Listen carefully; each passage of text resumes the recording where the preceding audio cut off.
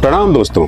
क्या आपको भी लगता है कि आप भारत की सड़कों पर गाड़ी नहीं चला रहे बल्कि अपनी जान हथेली पर लेकर एक सर्कस का हिस्सा हैं, जहां हाईवे पर सामने से आती मौत यानी रॉन्ग साइड गाड़ियां आ रही होती हैं, जहां रात को हाई बीम आपको अंधा कर देती है और जहां ट्रकों के प्रेशर हॉर्न किसी भी दिल को दहला सकते हैं। हैरानी की बात यह है कि प्रशासन आपको सुरक्षा से ज्यादा आपके चालान की फिक्र करता है। 15 लाख की गाड़ी को 10 साल में कबाड़ घोषित कर दिया जाता है।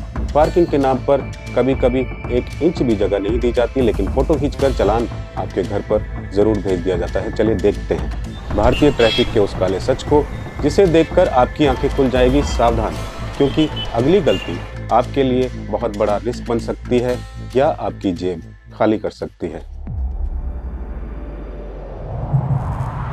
न्यू इरा वर्ल्ड यानी कि नई युग की नई दुनिया में फिर से आपका स्वागत है। चलिए शुरुआत करते हैं उन आंकड़ों से जो हमें डराते नहीं बल्कि हमें हिला सकते हैं। क्या आपको पता है कि भारत में हर साल एक छोटे शहर जितनी आबादी सड़कों पर खत्म हो जाती है। साल 2024 के प्रोविजनल डेटा के मुताबिक भारत में लगभग 4.73 लाख सड़क हादसे हुए, जिनमें से 1,70,000 से ज्यादा लोगों ने अपनी जान गंवाई, यानी हर घंटे 19 मौतें। अगर बात करें इस बारे में तो हम किसी सरहद पर जंग नहीं लड़ रहे हैं, फिर भी हमारे लोग हर रोज मर रहे हैं सिर्फ हमारी लापरवाही और सिस्टम की नाकामी की वजह से। सिस्टम लगातार एक ही काम में लगा है, चालान वसूलना और चालान बढ़ाना। रूल्स लाओ सेफ्टी के नाम पे, एनवायरनमेंट के नाम पे, ट्रैफिक के नाम पे और थोप दो चालान। ड्यूटी खत्म, ड्यूटी ओवर। कितना खतरनाक बन चुका है हमारा सिस्टम। आप सड़क पर निकलते हैं और अचानक सामने से एक बाइक आपकी लेन में घुस जाती है रॉन्ग साइड। आप ब्रेक मारते हैं, आपका दिल मुंह में आ जाता है और सामने वाला ऐसे निकल जाता है जैसे उसने कोई महान काम कर लिया हो। उसके चेहरे पर अपराध बोध नहीं होता बल्कि एक अजीब सा आत्मविश्वास होता है। आइए बात करते हैं इस मानसिकता की। हमें 200 मीटर का पेट्रोल बचाना मंजूर है पर अपनी जान प्यारी नहीं। लोग इसे जुगाड़ समझते हैं, पर यह जुगाड़ नहीं बल्कि एक क्रिमिनल माइंडसेट है। हाईवे पर 100 की रफ्तार से आती गाड़ियों के बीच रॉन्ग साइड से आना सुसाइड के बराबर है। आंकड़े बताते हैं कि रॉन्ग साइड ड्राइविंग की वजह से होने वाली मौतों में साल दर साल 8% का इजाफा हो रहा है। और एक बात सुनिए, इन हादसों में मरने वाला अक्सर वो नहीं होता जो रॉन्ग साइड आया था, मरता अक्सर वो है, वो बेचारा जो नियम मान रहा था। जहां सड़क पे कर्व होता है यानी सड़क में घुमाव होता है, वहां हमारे यहाँ इतने शेर दिल होते हैं कुछ मूर्ख जो बिना देखे उस मोड़ पे ओवरटेक करते हैं। सोचिए, सामने से कोई आ गया तो क्या उस बेचारे की कोई गलती थी? अब रात की बात करते हैं। आप सोचते हैं दिन में तो भीड़ है, रात में राहत मिलेगी, लेकिन रात आते ही एक हिंसा शुरू हो जाती है नई तरह की, जिसे कहते हैं हाई बीम। भारतीय ड्राइवरों को लगता है कि जितनी तेज लाइट उतनी अच्छी विजिबिलिटी। वे भूल जाते हैं कि सामने वाले की आंखों में पड़ने वाली चकाचौंध उसे 2 से 3 सेकंड के लिए अंधा कर देती है। विशेषज्ञ इसे टेम्पररी ब्लाइंडनेस कहते हैं। बुजुर्गों के लिए 2 से 3 सेकंड 10 सेकंड तक बन जाते हैं। अब जरा सोचिए, 100 की रफ्तार पर 3 सेकंड में गाड़ी कितनी आगे बढ़ जाती है, लेकिन हमें तो आफ्टर मार्केट गैर कानूनी LED लगानी है जो मानक से 5 गुना ज्यादा तेज हो। हाई बीम का कोई मकसद होता है पर कोई समझना ही नहीं चाहता। और तो और जहां शहर में ज्यादा प्रॉपर लाइट्स की व्यवस्था होती है वहां भी लोग मानते नहीं। मारते रहो आप डीपर पे डीपर। ज्यादातर लोग ना तो जवाब देते हैं ना बीम को लो करते हैं, सेहत पे कोई असर नहीं। और तो और कहीं भी गाड़ी रोक के खड़े हो जाते हैं लाइट्स ऑन करके। सामने कोई बैठा है या जा रहा है, किसी को कोई दिक्कत होगी कोई मतलब नहीं।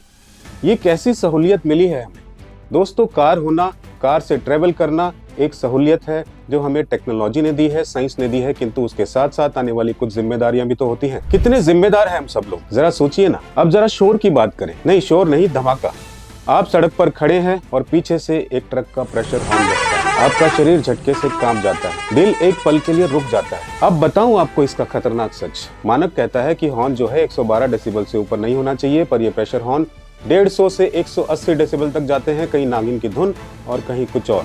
140 डेसिबल के ऊपर की जो आवाज है कान के पर्दे फाड़ सकती है। जब एक बाइक सवार के पीछे ये बजता है तो वो डर के संतुलन खो सकता है और पीछे वाली गाड़ी उसे कुचल सकती है। हम कहते हैं एक्सीडेंट हो गया, पर मैं कहता हूँ ये ध्वनि आतंकवाद है, ये आवाज से की गई हत्या है। अब बात उन स्वघोषित राजाओं की जो थार जैसी गाड़ियों को दुकान बना देते हैं। छत और फ्रंट पर ढेर सारी लाइटें, बम्पर पर लोहे की रॉड। ये पैदल चलने वालों के लिए मौत का जाल है। और बुलेट के मॉडिफाइड साइलेंसर्स कितनी अजीब स्थिति है। किसी को इसमें फन दिखता है और किसी के लिए ये मुसीबत का सबब बन जाता है। एक सामान्य बातचीत 60 डेसिबल के आसपास होती है। बुलेट से निकलते पटाखे 110 डेसिबल का शोर करते हैं। ये दिल के मरीजों के लिए कार्डियक अरेस्ट का कारण बन सकते हैं और बच्चों के सुनने की क्षमता खत्म कर सकते हैं। लेकिन हम कहते हैं भाई शान है, किंतु असल में ये सभ्यता की हार है। आज इस वीडियो के माध्यम से अपील है बुलेट धारकों से, प्लीज जरा सोचिए ना, किसी बुजुर्ग, किसी बच्चे, किसी बीमार के साथ हम क्या कर रहे हैं। जब किसी अपने पे बीतती है तो हमें कष्ट हो जाता है, पर क्या सभ्य समाज में हमें ख्याल रखना छोड़ देना चाहिए सबका, और वो भी नॉनसेंस शोर क्रिएट करके। क्या हो जाएगा अगर नॉर्मल साइलेंसर के साथ हम उसे चला लेंगे। हम जानते हैं इस अपील का असर कम ही लोगों पर पड़ेगा, इसलिए सरकार और अथॉरिटीज से भी अपील करेंगे कि इस तरह की पाई जाने वाली बाइक्स को सीधा इंपाउंड करें और फिर किसी भी हालत में वापस ना करें। अब जरा हवा की बात कर लें। आप सांस लेते हैं और जहर अंदर आता है। भारत के कई शहरों में PM 2.5 यानी कि जो आपका पार्टिकुलेट मैटर है नॉर्मल से 20 गुना ज्यादा है। लेकिन सिस्टम क्या देखता है? सिर्फ PUC certificate, pollution under control certificate. विडंबना देखिए, अगर आपकी नई गाड़ी है और प्रदूषण नहीं कर रही है, या आप टाइम पे मेंटेनेंस सर्विस और ओवरऑल सब करवाते हैं, लेकिन सर्टिफिकेट एक दिन पुराना है तो 10,000 का जुर्माना। वहीं 100 रुपए देकर सेटिंग से बना सर्टिफिकेट लेकर धुआं छोड़ने वाली पुरानी गाड़ियों को उसे बेखौफ घूमने दिया जाता है। हम जहर नहीं रोक रहे, हम सिर्फ कागजों से खेल रहे हैं। फोकस चालान दिखाई देता है, सॉल्यूशन नहीं। भारत में लेन का मतलब सिर्फ सड़क पर खींची सफेद लाइन है।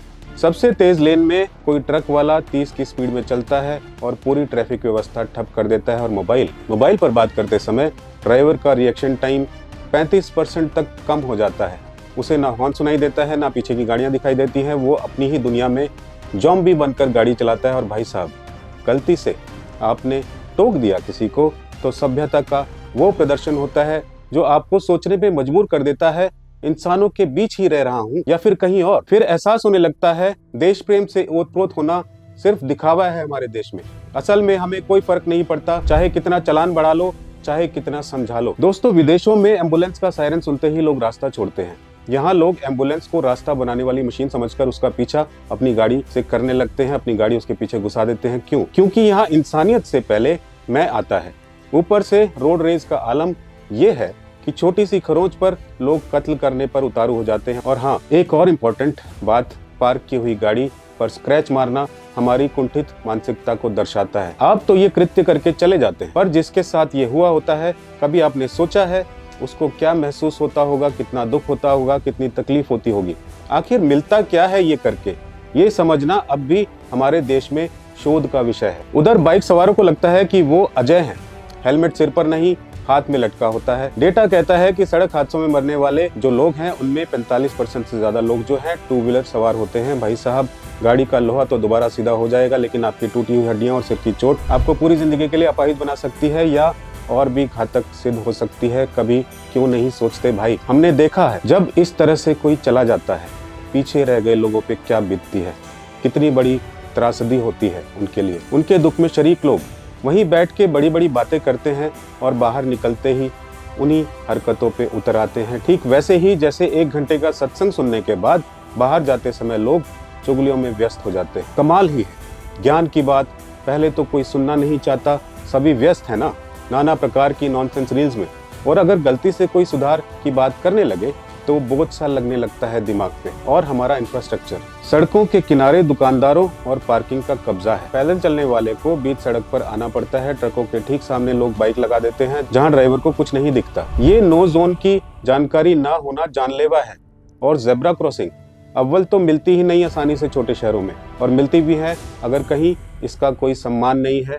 पैदल चलने वालों की जान की कोई कीमत नहीं समझी जाती। एक और इम्पोर्टेंट बात है, बात करते हैं उन महान इंजीनियर्स की जिन्होंने स्पीड ब्रेकर के नाम पर पहाड़ खड़े कर दिए हैं। बिना किसी मापतोल के, बिना पेंट के, बिना रेडियम के, रात के अंधेरे में, धुंध में ये ब्रेकर लॉन्चिंग पैड बन जाते हैं। बाइक हवा में उछलती है और गिरने वाले की कमर की डिस्क, स्लिप डिस्क हिल जाती है। बाइक तो हाई रिस्क जोन में है ही, 4 व्हीलर्स भी सुरक्षित नहीं होते इसमें। IRC कहता है कि ऊंचाई 10 सेंटीमीटर से ज्यादा नहीं होनी चाहिए, पर यहाँ ईंटों के टीले खड़े हैं, सीमेंट और पत्थरों के बड़े बड़े टीले। कोई है हमारे देश में जो इन बुनियादी बातों पर बात करे, सवाल उठाए? कोई है जो इन बातों पे गौर करके इसको ठीक करे? कोई है जो ऐसा पाप करने वालों को सजा दे? कोई है जो इंसान की जान की वैल्यू कर सके, कोई प्रॉपर स्टेप उठा सके। धर्म के, पुराने बादशाहों के, पुरानी सरकारों के गलत को रोते रहेंगे हम और जस्टिफाई करते रहेंगे प्रेजेंट सिस्टम को। वो उलझाए रखेंगे और आप उलझे रहेंगे। कब इससे बाहर आएंगे हम सब लोग? इधर हर शहर में एक नई आफत है, ई रिक्शा। सवारी दिखी नहीं कि बीच सड़क पर अचानक ब्रेक, बिना पीछे देखे यू टर्न, रॉन्ग साइड, और एक एक ई रिक्शा में 8-8 सवारियां, ना ट्रेनिंग ना रजिस्ट्रेशन। शहर के जाम में इनका 50% योगदान है, क्योंकि ये कहीं भी तिरछे खड़े हो जाते हैं। थोड़ी सी चोंच घुसाओ साइड कॉर्नर से और फंसा लो आगे। लेन डिसिप्लिन नाम का कुछ शायद सपने में भी नहीं सुना होगा इन्होंने। कोई है हमारे सिस्टम में जो समझा सके, कोई है जो इन बातों को, इन परेशानियों को ठीक कर सके, कोई है जो इन वजहों से बढ़ते ब्लड प्रेशर को और दिमागों पर होने वाले स्ट्रेस को थोड़ा कम कर सके, कोई है जो सफर को सफर की तरह काटने की सहूलियत दे सके instead of making it an English suffer, SUFFER। कोई नहीं दिखता, लेकिन मर्मांग सच्चाई ये है, प्रशासन इन्हें वोट बैंक समझकर छोड़ देता है। अब बात कर लेते हैं ट्रैफिक पुलिस के सीजनल प्यार और चालान की। महीनों तक कोई हेलमेट चेक नहीं करेगा और फिर अचानक एक दिन मुहिम शुरू होगी। जैसे कोई आतंकवादी पकड़ना हो, वैसे नाकाबंदी होगी। यह सुरक्षा की फिक्र नहीं, सिर्फ रेवेन्यू का टारगेट है। अगर सबको नियम की आदत पड़ गई तो सरकारी खजाना कैसे भरेगा? आजकल पुलिस के हाथ में डंडा नहीं, मोबाइल है।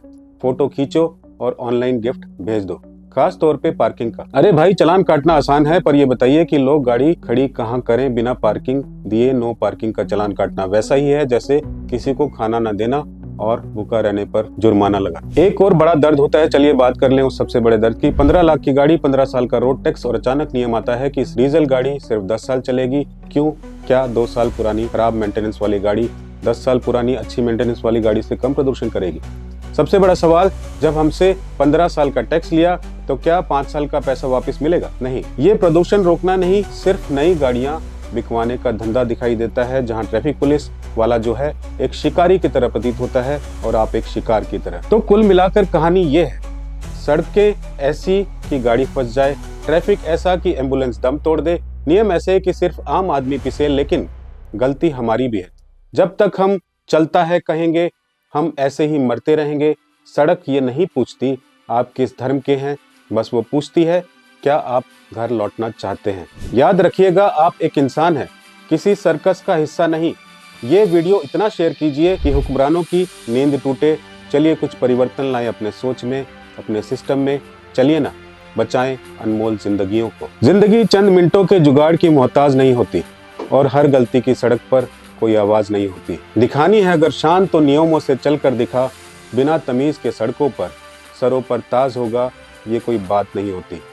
मत बन हिस्सा इस मौत के सर्कस का ये मुसाफिर, क्योंकि उजड़े हुए घरों की कोई दोबारा साज नहीं होती। प्रणाम।